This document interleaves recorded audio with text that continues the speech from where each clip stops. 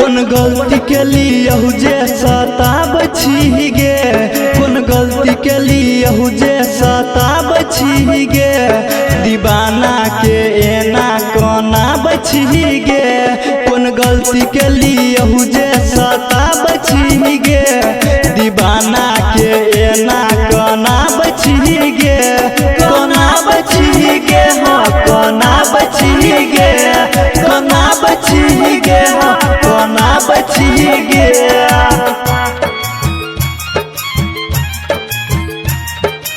Mix बार DJ Mukesh.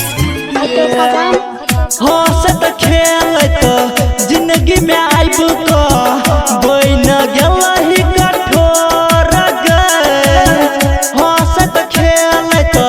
जिंदगी में आइब को बन गेलही कठोर गे,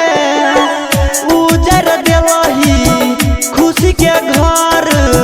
झर झर बह चलो गे, उजर देलही खुशी के घर झर झर बह चलो गे, पुछला पकिया नहीं बताबै छी गे, पुछला पकिया नहीं बताबै छी गे,